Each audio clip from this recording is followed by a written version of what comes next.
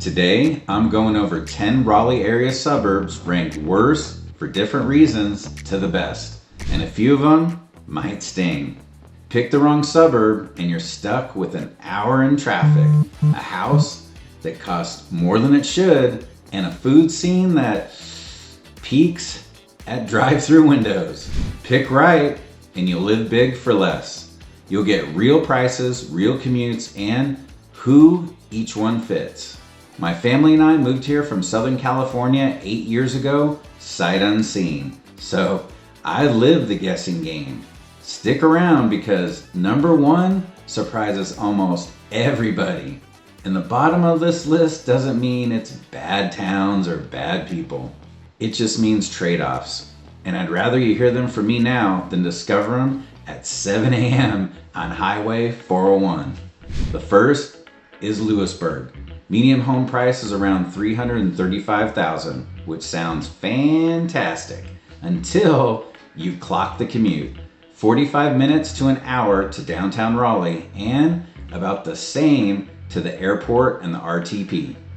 That drive is basically the extended edition of a movie you didn't pick. The town itself is around 3,500 people, so this is true of small town living. Next is Franklinton, which is the same story with a bigger price tag. Median home price is around $415,000. So some of the good news is a lot of the shopping happens in Wake Forest. Both areas are filling up with new construction, but a lot of those neighborhoods were clear cut first. So you get rural living with roughly 4 trees. And the restaurant lineup is mostly chains, other than Franco's in Franklinton. And if you haven't been there, I'm gonna tell you, that could just be worth just living in Franklinton. But do yourself a favor first. Punch that commute into Google Maps and toggle it to rush hour before you fall in love with the floor plan. And if you're remote, retired, or you're stretching every dollar toward brand new construction, this could absolutely work. So real quick, if you're planning to move to the Triangle or you're already here and your neighborhood just isn't fitting anymore, call, text, or email us anytime. All of my info is right here on the screen, or you can find it in the description box below. This is what we do every single day. Now here's where my list splits from everybody else's. Most rankings toss Clayton into one big Johnson County pile and move on. I think that's a huge mistake because Clayton is the underdog story of this whole video. Full on Rudy Rudiger energy from the movie Rudy. Everyone underestimates it and it just keeps winning. The Johnson County median home price sits around $389,000 and homes there sell pretty quick in 30 to 40 days. This has been the fastest growing county in North Carolina for 5 straight years. That growth is bringing real substance with it. And one of the great places in Clayton is the station, which our family and some clients visited a couple weeks ago, and it was just an awesome experience. It's a 1920s old town hall that was transformed into an amazing restaurant called Crescendo. And what's cool is that you actually order and pick up the order from a CD and a record cover. Yes, the menu is actually there. The night we were there, they had some awesome jazz band playing, and we tried some of the sweet potato hush puppies and oxtail that was incredible. And some of our friends that were there had the pork chop and the Brussels sprouts, and I'm not a big fan of Brussels sprouts, but these look pretty dang good. They also checked out the speakeasy that was super cool. It was cool just figuring out how to get in. So in Clayton, they have new shopping centers that are planned, parks that are expanding, and master plan communities that give you actual yardage. Big lots, new builds, and a range of price points. Now the drawback is on the commute. 30 to 45 minutes ranked 9th worst in the state, and 51.8% of the residents that work here work in a different county.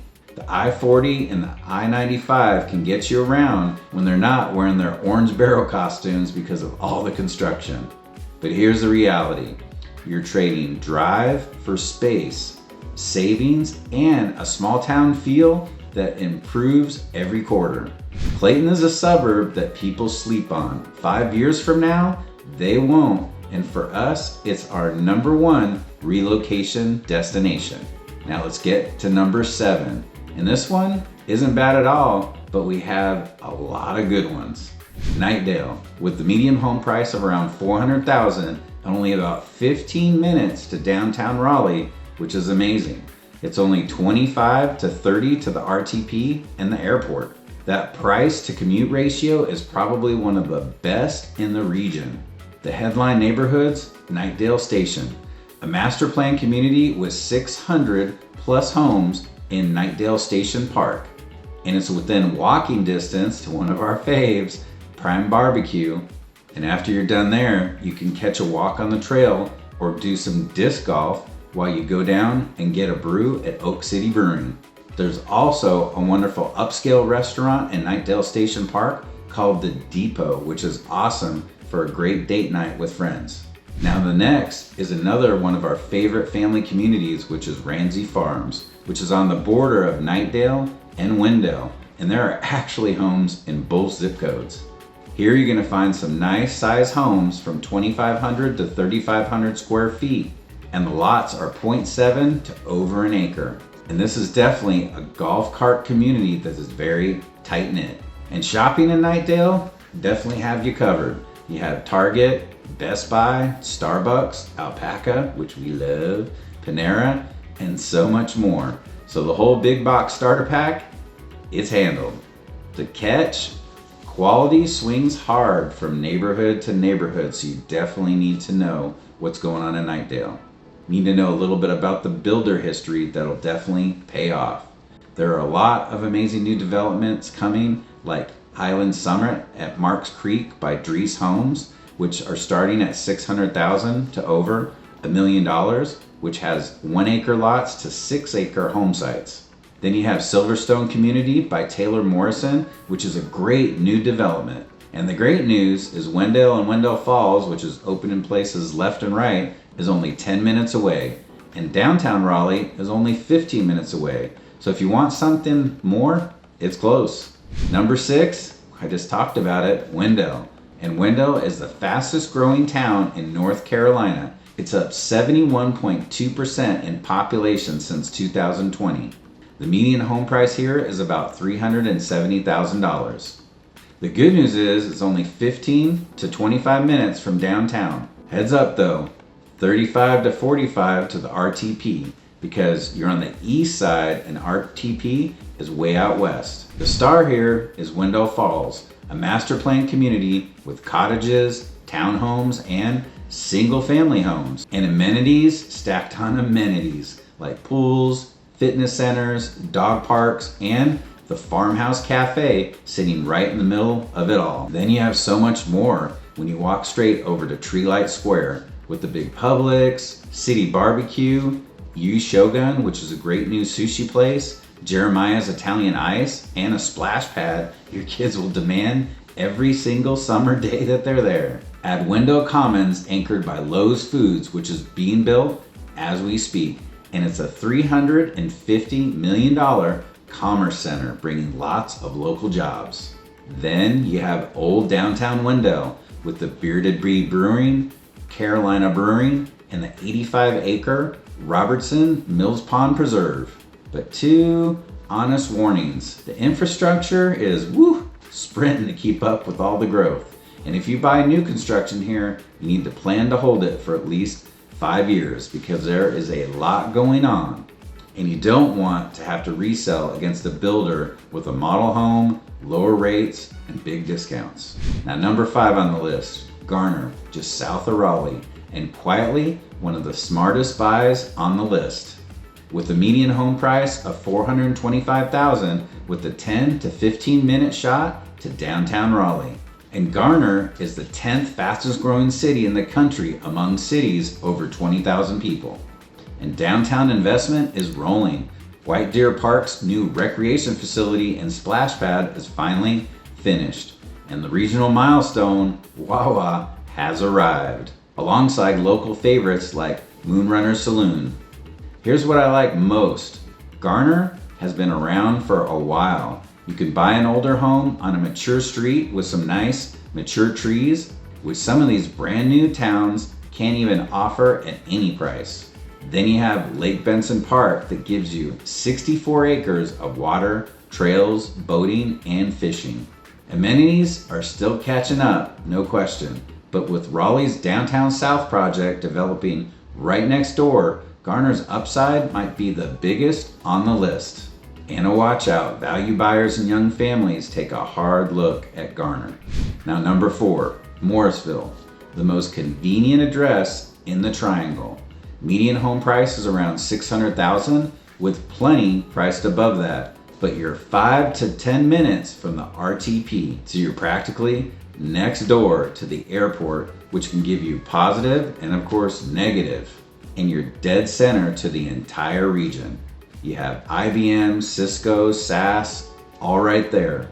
You have Morrisville Square, which brings a fantastic lineup of international restaurants powered by one of the most diverse communities in the area. And Park West Village covers your movies, your dining, and your retail. There's also community parks and about 3.5 miles of greenways. The Knock, it grew up so fast that a lot of neighborhoods rolled off the assembly line. And the character can feel a little thin. Here, you're definitely paying for location, not charm. But if your life runs through the RTP or that airport, minutes matter more than charm. And nobody beats Morrisville on minutes. Number 3, and one of our faves, Durham. And look, calling Durham a suburb is like calling Yellowstone National Park just a place to see some cool mountains. It's a full city with its own identity, and I'm a fan. Median home price here is $440,000. And if you work in the RTP, this is a 5 to 15 minute commute, depending on where you live. Duke and the Duke Health System, even easier. Working in downtown Raleigh though, that drive can get old, I'll be straight with you. But the lifestyle here in Durham is elite. Some of the best food in North Carolina lives here. You have the Durham Food Hall with 8 chef-driven concepts under one roof, like the Corneriaki, Mango Indian Grill, which my daughter loves, Napoli Pizzeria, Patty Boy, and we just tried Little Barb's. And they also have local oysters and seafood. And it's as close as you can get to local breweries scattered all over town. Then right next door, you have DPAC, which pulls Broadway tours and major concerts. Then you have the 21C Museum Hotel, is literally an art museum you can sleep in. And the American Tobacco Campus wraps restaurants and events all around the Durham Bulls baseball. So you have 68 public parks like the Eno State Park up north for hiking and paddling. Then the South Point area anchoring new construction and easy highway access to the south. Neighborhoods you should watch: Hope Valley for prestige, and then Brightleaf Park if you commute to Raleigh. In South Point, you have newer builds and townhomes.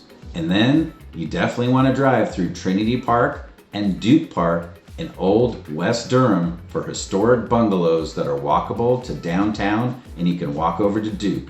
Durham is definitely for foodies, RTP workers, and anyone who wants more art and a little more edge. And number 2 is Cary. I know, a lot of you just yelled at your screen because a lot of our relocation clients, Cary is number 1 in a lot of their hearts. The median home price is around $700,000, the priciest on this list, and it's competitive. But you get what you pay for. The new 7-acre, $60 million downtown Cary Park has become the living room of the entire town and has energized businesses everywhere. You definitely want to go see it even if you don't move there. You also have Fenton, which is awesome, with its shops, restaurants, ice skating, and the Paragon Theater. This is a great place to have tons of fun with the family. Cary also has top-rated schools that families genuinely compete over. They have 35 parks and natural areas stitched all together by the Greenway system so good it won the National Gold Medal for Park Management in 2016. If Leslie Note, and you know where she's from, would move here, she would immediately run for city council. Then you also have Cary's youth theater, concerts at Coca Booth, and a parade for basically every holiday on the calendar. Then you have golf communities like Preston and McGregor Downs, which are amazing. And both of these have a real sense of community. It's a premium price to live here, but honestly, it deserves it.